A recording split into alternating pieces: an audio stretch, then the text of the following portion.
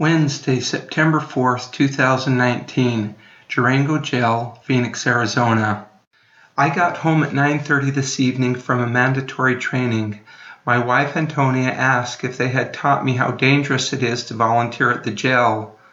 Her question reminded me of a conversation we had years ago. One day she said I didn't know anything about the real world because I had lived in a bubble all my life. She was right about the bubble. 50 years ago when I was little, I looked forward to Halloween, Thanksgiving, and Christmas.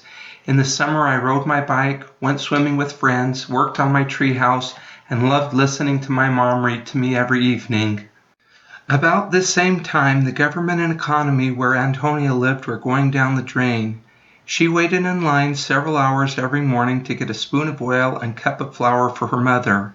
She suffered all manner of abuse. Sometimes she dreamed of the bus crashing so her father wouldn't come home and beat everyone. Organize yourselves according to the laws of man, that your enemies may not have power over you. Doctrine and Covenants, section 44, verses 4 and 5. President Al Jensen conducted the training this evening.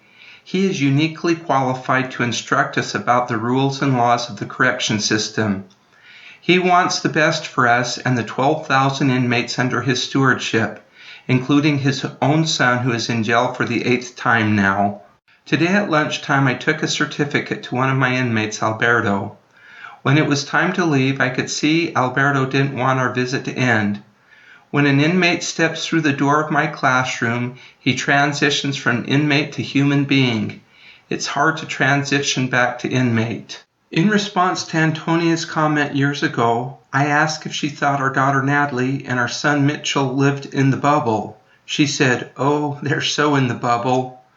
I asked if she wanted them to be anywhere else. She rolled her eyes, sighed, and said no.